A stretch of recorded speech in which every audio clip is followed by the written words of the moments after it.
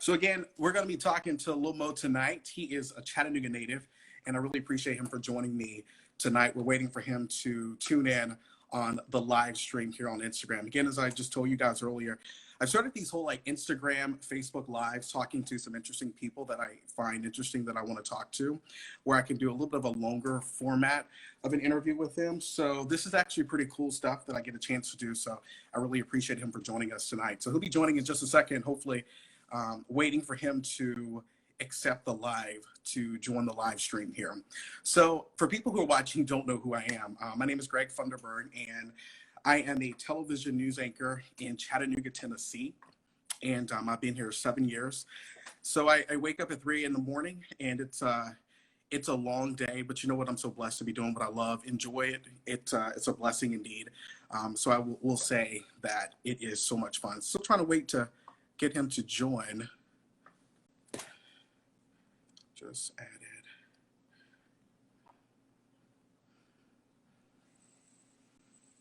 Oh, perfect. How's it going?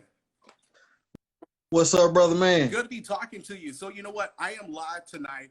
This is Lil Mo and Lil Mo Films from Chattanooga, Tennessee. How's it going? Hey, it's all good, man. Working. You know what?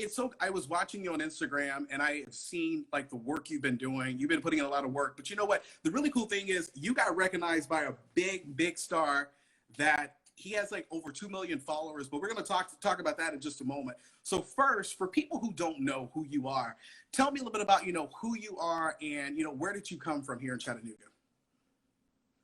I originally come from a project called Maurice Paz Homes.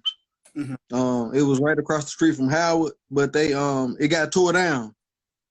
So I'm really like a product of gentrification. You know what I mean? So to speak. So growing up for you in Chattanooga, what has that been like for you growing up? It's really been like being in a bubble, man. And if it wasn't for sports early on in my life, I would have never got to see what the world had to offer. You know what I mean? The really cool thing about you is you were talking to me a couple of days ago, and we were preparing for this interview tonight. You told me that you were in one area and your mom decided to move you to a different area. Tell me that story and why did that happen? Well, we you got to work with what you got, man. You know what I mean? Like, and we all we had was a project, my whole family. You know what I mean? We come up in that project. And my mom, she worked like 2-3 jobs. And make a long story short, my dad, my biological father, he got on drugs. You know what I mean? And my mom didn't want that life. So she separated from him and got with another guy. His name was Foster. And he got stabbed and killed. And she got with another guy, my stepdad who raised me, you know what I mean?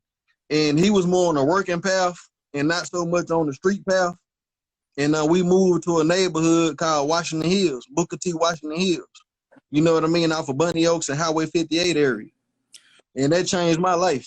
You know what I mean? It showed me something totally different. When you talk about it change your life, can you elaborate a little bit about, just to see, being in one side of the area and then your mom moving into a different area. In your opinion, how did that, when you say it helped you to see a different life, how did it help you to see a different life, in your opinion, and change the whole outlook on your life? Well, to give you I can give you a simple example. Like when you growing up in the projects, the city come around and cut your grass. You know what I mean? When I moved to this little bitty house that we had, we had to cut the grass. You know what I mean? So just little small things that you wouldn't even realize had a big difference. Like, you know what I'm saying? I had to learn how to take care of a house at a young age. You know what I mean? Like, it was my responsibility in the family to keep the grass cut on the weekends. You know, you can't go nowhere. You can't do nothing until you cut that grass. You know what I mean? So it taught me responsibility for one. You know what I mean? And it's sad that things like that are frowned upon in certain areas in our city. You know what I mean? Like, in the projects. You know, people will try to play you like you soft, or you not cool, or you not this, or you not that, when that's not the case. You know what I mean? It's just you are uninformed. You know what I mean? You haven't, your perspective had been broadened enough. You know what I mean? Like, and that was my whole thing, trying to show the people where I did live at, that it's a whole nother thing out here, man, that we wasn't taught about, that we didn't know. We stuck in this little bubble, man, you know, and, you know, we got this grocery store, this pawn shop, this corner store, this, and that's all we limit ourselves to that. You know what I mean? And by me moving out, it showed me that it was more. And by me knowing that it was more, I knew it was more after that. You know what I mean? So I always was in search of more. You know what I mean? And when you speak about in search for more and talking about your mom moving you to a different area, having to cut grass, having responsibilities, having those responsibilities, what did you personally learn from having responsibilities at such a young age to mold you into the person you are today? I mean, the biggest thing I learned was knowing that ain't nobody gonna take care of you like you. You know what I mean? If we don't cut that grass, the grass just gonna grow up high, and ain't nobody gonna volunteer to come up and cut your grass. You know what I mean? Like, you gotta keep your house in order. You gotta keep everything straight. You gotta make sure you straight. You know what I mean? Mm-hmm. And ain't nobody gonna do that for you. A lot of times I feel like we get handicapped off of government assistance and stuff like that, you know what I mean? Which all of this stuff is only supposed to be a stepping stone for you to get to the next level. You know what I mean? You know, It's not supposed to be a lifetime thing. And what has happened is people done turned it into cool to be dependent on the government. You know what I mean? When if you get off your behind and make it work, you know what I mean? You can accomplish so much more. and you know, when you think about looking over your life, you now have a whole film company that you have formed. For people who don't know, it's called Lil Mo Films. I didn't ask you this beforehand, but where did this whole name come from? Well, my original name is Maurice McDowell Jr. You know, I come from Maurice Pies Home. That was actually named after the projects. Okay. You feel what I'm saying? You know, I was actually named after the projects. My dad didn't know who his dad was, so his mom just named him after, you know, Maurice was the name on the projects when you pull in. So she gave him the name Maurice. And I was named after him. So I'm little Maurice. You know what I mean? So when I'm 50 years old, I'm going to be Lil Maurice, Lil Mo. You know what I mean? Because my dad, I'm going to always respect my dad, and no matter what he been through, he got on drugs. He had some bad comments in life. I'ma always respect my daddy, man. You know what I'm saying? And I'm Lil Maurice. I'm something good that out of his bad comments, I'm one of the best things that he made. You know what I'm saying? And you know, speaking of making a change in your life, just about 5 or 6 days ago, I look up on Instagram. You were telling me about this, but I look up on Instagram. I'm gonna read this verbatim from Master P. He has over 2 million followers. He said, "No matter where you come from, put your trust in God and chase your dreams." Most of us come from challenged backgrounds. You want to be successful, you have to put the work in and have a plan. Nothing beats a failure but a try. Salute to the homie at Lil Mo Films for believing in the movement and chasing his dreams. Hashtag God is real. No idea is a whack idea. And that comes from Master P, over 2 million followers. So start by telling me, when you woke up and when you first saw that Master P not only put out your video, but also gave you some encouragement, some motivation, you know, really shouting out the work you've done and the work you put in. What were your first thoughts? Man, my first thoughts was it's a fake page. I had to check into it, but when I saw that blue check mark and I scrolled down, I seen it was the real Master P. You know what I mean? Like, you know, he come from what I come from, man. You know what I mean? I done been down to New Orleans and I actually got to see where he grew up at. You know what I mean? And, you know, it's like magnified times 10 from where we from, but it's the same thing. You know what I mean? So it was just. Oh, go ahead. No, it was just it was a dream, man, because that's like somebody I looked up to my whole life, like for inspiration, and to see him see me, you know what I'm saying? To see him recognize what I got going on. You know, like that just meant so much to me, man. Like, you know, can't nobody tell me nothing now because Master P ain't never shouted you out. You know what? So you see what I'm saying? You know, So that made the world of me, man. And it you know, like it give me so much motivation, man. so I have to ask you, how do you know how he found you? Did he just find you online, or how did that all come about? Okay, I tell you, man. Okay, I did an interview with a guy in Memphis named Famous Animal TV, and you know, I reached out. It wasn't originally about me. I just do film, so I knew a lot of local rappers, and I was trying to get him to come down and interview a lot of rappers, but I could get nobody to invest in it and believe in it. You know what I mean? So, but I had already told him to come down here. So I paid him myself and still had him come down here. And I done the interview on myself. You know what I mean? And by me doing that, a guy from Atlanta saw that interview. He got a platform called Dirty Glove BASTARD. You know what I mean? DGB. And he got a big platform in Atlanta. He reached out to me. And I went on his platform and did an interview.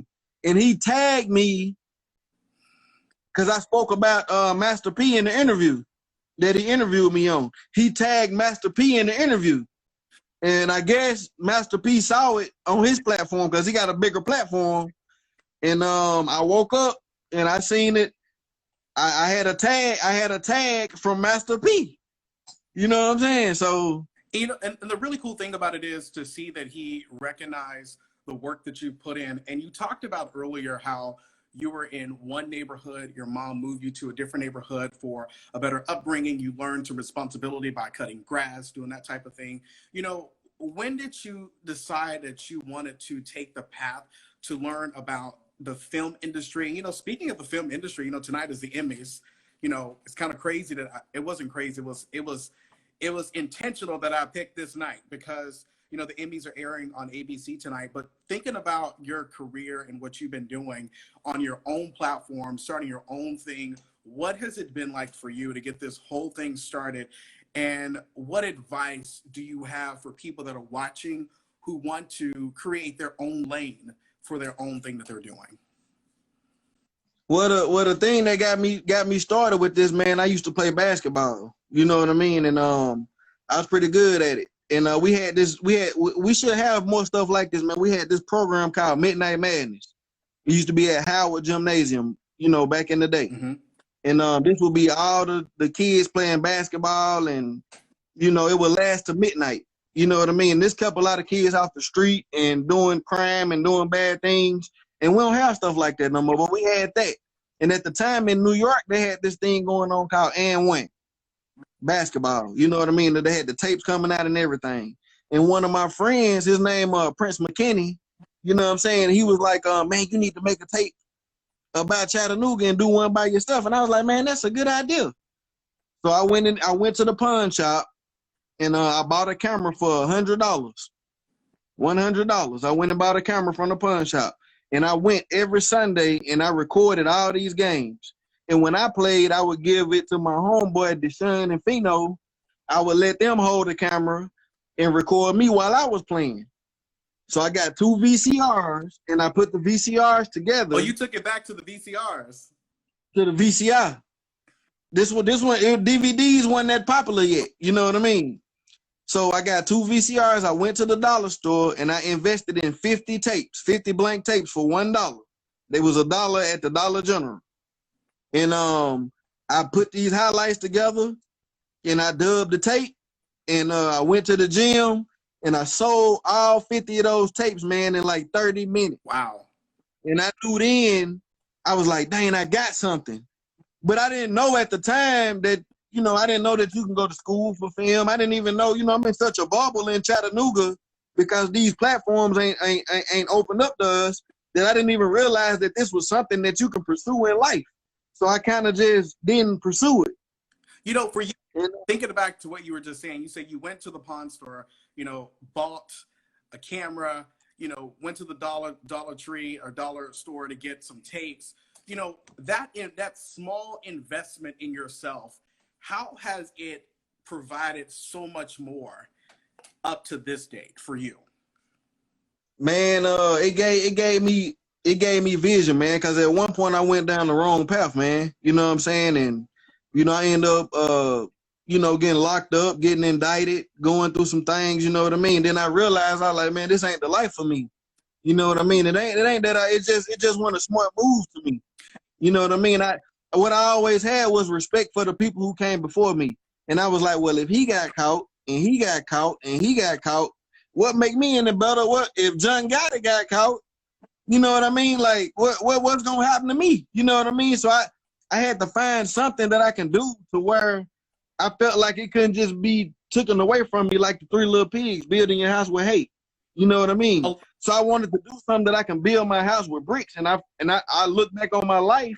I just had to recollect on my life, and I was like, I had success with this film thing. So I think I'm gonna try to pursue this. I'm gonna put my all into it. So I worked 2 jobs, you know what I mean? And I just invested and I didn't have it for like 10 years. I didn't have the nice clothes. I didn't have the nice shoes. I didn't have a nice car. I watched women walk past me and turn their nose up. People didn't believe in me, you know what I mean? But I believed in myself. And, for Master P to shout me out, you know what I'm saying? I feel like that's to all them people who didn't believe in me, to all them people who thought that I was wasting my time, to all those people, you know what I'm saying? To me, that right there, you know what I'm saying? I'm a humble individual. Let's get that straight. You know what I mean? But I'm just speaking on the facts. People didn't believe, you know what I mean? But hopefully those same people that didn't believe, I'm not mad at you, because, I understand you got to see it to believe. Now that you see it, I hope that you come on and be a fan, man. And, let's take this Chattanooga thing to another level, man. When you talk about the time that you went down the wrong path, what did you learn in that moment that you said, you know what, I can't do this anymore? And when you talk about what you learned, what advice do you have to those other young people that are on Instagram, on Facebook here, not just in the city of Chattanooga where you're from, but anywhere around the world that may go down the wrong path, how they can find, like you found, something that you were good at and that you were passionate about, to put yourself on the right path and say, you know what, I'm not doing that anymore? Well, I mean, my advice would be, find something that you're passionate about. Find something that you're good at. Don't be scared to try things different. You know what I mean? Like, you got to step outside the box, man. We grew up in such a box, such a bubble that, you know what I'm saying, you only can learn off what you see and what you hear. Mm-hmm. You know what I mean? Like, and if all you seeing is this petty violence and small-minded thinking, you know what I mean? Like, you have to put yourself in situations, even if it's go to a country music show, you know what I mean? Like, go to a opera, go to go try something different, man. And I guarantee you it's gonna spark an idea that you never had before. But the big key is acting on the idea. Mm-hmm. You know what I mean? People have ideas every day. You know what I mean? People have ideas every day, but it's all on. My question to people is, why would you have that idea if it wasn't for you to act on it? True. You know what I mean? Why would you have that idea if it wasn't for you to act on it? So I encourage people, when you have that idea, man, act on it. Whether it's, the first process is to write it down on paper. Mm-hmm. Because once you write it down on paper, it's physically in the world now. You can touch it. You has just made it physical in the world. Yeah. That's the first thing. I got this. I'm gonna show you this, man. Okay. So if you can see that. But I wrote that like in 2016. You know what I mean? And I wrote that in 2016, and I keep it in front of my computer to remind me of my goals. Mm-hmm. You know what I mean? I read it every day. I'm talking about 10 times a day. Wow. And I believe it. And now Master P just shouted me out. You know what I'm saying? So I'm a witness to believing that it can work, man. It can work. You just and this ain't that ain't nothing, man. That ain't my goal to get somebody to shout me out. You know what I mean? But that just let me know that's an omen. That's an omen to me, letting me know that I'm on the right path. You know, I want to ask you this. You know, for most people that look like you and I, you know, most kids, like when I was growing up, you know, I was always, you know, I was never the football kid. I never was athletic at all. I was into theater and arts. I was in band. I like what I like with TV news. So for you, considering that at one point in time you did play basketball, what was the point in your life you said, you know what, I want to do something more. I want to shift. And how did you get any pushback from friends or family members saying you need to play ball? Well, it wasn't necessarily the pushback. It was life. It was I got to college, and I really nobody in my family had ever been to college. You know what I mean? I was like the first one to go, and I wasn't prepared for college life. You know what I mean? And I had mediocre grades going into the situation. You know what I mean? And my grades just weren't good, and it came to a point to where it was just you can't play because of the rules and regulations. And it was like I was faced with like I've been playing ball since I was 5 years old. You know, that's all I knew. And the hardest thing for me was to come back and tell people that I wasn't playing ball no more, and to see the disappointment on their face. And it was like, dang, what am I gonna do next? You know what I mean? Like what to do now? And you know, of course, I went to the negative. You know what I'm saying? Because I didn't, you know, that was my options. I didn't know no better. You know what I mean? And but once I realized all those stories that my mom had been telling me, and the people that I watched go to prison, the people that I watched die, the people that I watched get killed, you know what I mean? Like all of that hit me in my head. And I was like, dang, now I see how they end up like that. You know, now I was faced with a decision. Do I keep down this path or do I change it up? Ain't nobody else, I don't know nobody in my family or in Chattanooga who was at the time that was a film director. So I was like, this is a whole new path. At least at worst come to shove, I'm finna do something that nobody never done before. And if I don't make it, I probably wouldn't have made it going down this path anyway. You know what I mean? So I'm gonna just try going down this different path. But one thing I wanna chime in on is these big platforms. Like I want to salute you first, Greg. You know what I'm saying? Because you ain't got to do this, man. You know, you on a big platform with the news or whatever, and you taking time out your day to do this. You know, we got people like Power 94, man. We got all these big platforms. And I'm just speaking from a local. I've been putting all this work in, man. And don't none of these people, I feel like a lot of people, not just me, a lot of people feel like don't none of these big platforms inside of Chattanooga don't support us. You know what I mean? So it's like it's not no motivation, no aspiration, but they supporting people from out of town.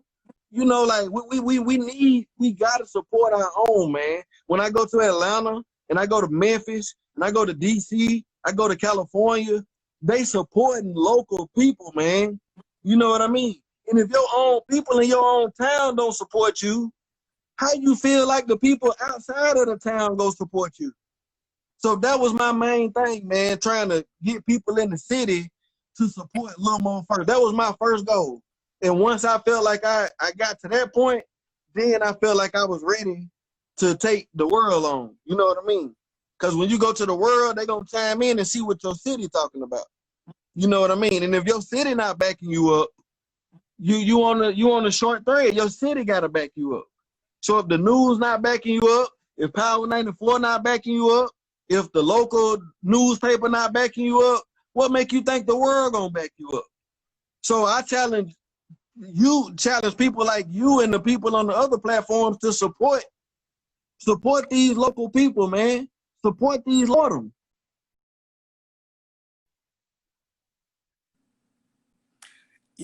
You know, can you hear me?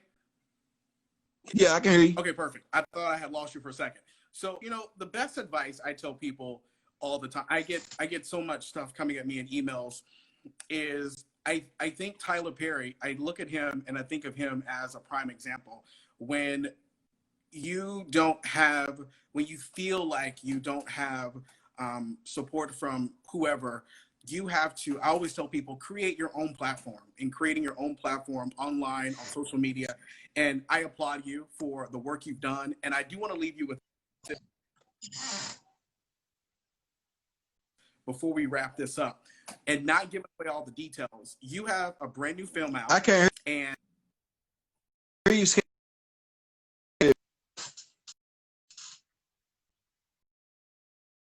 You broke up, Greg. film, and how did it all come about? Well, I got a new film out, man. Shooter. You know what I mean? And off the first glance, man, you might think it's just gonna be about some young black dudes pulling out guns or whatever, just by the name of it. You know what I'm saying? But it's way bigger than that. This film actually shows how it's two sides to Chattanooga. You know what I did, Greg, was I went around and I just went around to downtown area, went around to all the inner city urban neighborhoods, and I asked people the same question. I said, describe Chattanooga. You know, when I went down to some of the downtown areas, and everything was like, oh, it's beautiful, oh, it's great, oh, it's a lovely town, oh, it's this. That was the initial reaction. You know what I mean? But when I went to some of the neighborhoods where I come from and where I'm familiar at, it was a more of a gritty, grimier response. It's hard, it's racist, it's negative, it's bad, it's, you know, it was all negative. You know what I mean? Like, these wasn't my words. But the good thing is, dang, it's breaking up. and the really cool thing, you've been able to compile all this together. I see you've been able to compile this all together. What has that been like for you to be able to put this together? Man, it's been big because I tell you the truth, man, I done had more white people respond to the film than I have black people. You know what I'm saying? But I don't know what that says. I can hear you. Can you hear me? Can you hear me? Yes. I done had more black people. I done had more white people respond to the film than I have black people. I don't know what that means. You know what I mean? But that kind of was my goal, though, because these people they run this town, man, and they making all the rules for these people, but they don't understand our community. You know what I'm saying? A lot of these people who making the decisions for my people can't tell me they never been into the neighborhoods. They don't know that, you know, and you got to get some people on the team, man, that know about the neighborhood. And, you know, and I want to say I applaud you that you've, you know, be able to start a conversation, which it all starts with a conversation. And and as we close, how does it make you feel that you're able to start that conversation? I mean, it feels good, man, because I set out with a goal. And that was my goal as a filmmaker, to spark a conversation, to make people think, to make people see that if we come together as a whole in Chattanooga, you know what I mean? Black people, we have more to offer than just court cases and just paying fines on court stuff. You know what I mean? Like, we have so much more to offer, but we've not been presented that chance to do it. You know what I mean? And it's like, we gotta give people from the urban community a chance to do their thing. It's different cultures, man, and the powers that be. My people don't own property downtown. We don't own none of the stuff. You know what I mean? So therefore, we don't control it. So some of the people that own and they control it, they gotta open up the doors, man. You know what I'm saying? And I guarantee you, it will make Chattanooga a place that nobody has never seen before. This will be like an oasis. You know what I mean? This will be something big, man. But we holding ourselves back, sticking to the old way. You know, Chattanooga, if you look at it, go look at Lookout Mountain. You know what I mean? Those folks look down on the city, man. They look down on the city. You know what I mean? They every day it's a visual demeaning thing. They look down on us, man. You know what I mean? And we got so much more to offer, man. And I really do want to say I applaud. Looks like my phone is going out.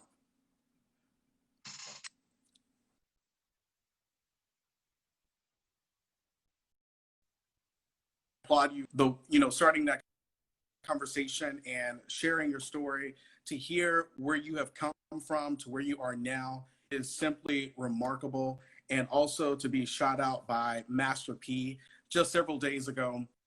Commend you. Keep up the good work. I just wish you nothing but blessings, and continue to work hard and continue to, share your gift, and more importantly, share your gift and inspire so many other young people to know that there are so many other things that they can do, like film and things like that.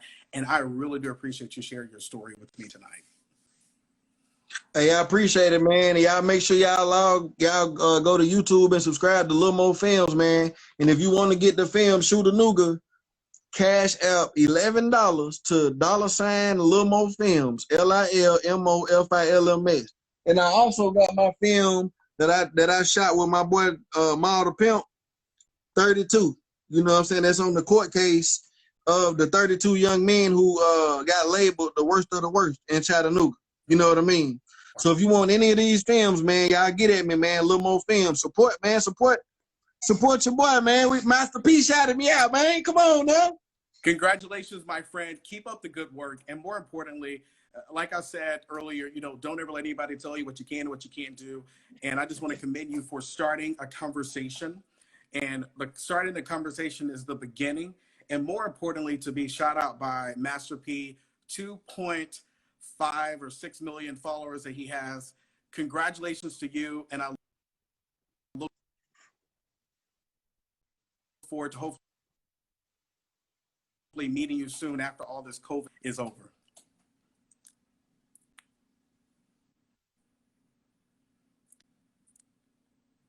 For real, man. I just want to thank you for taking time out your day to show a brother love, man. Appreciate it, Greg.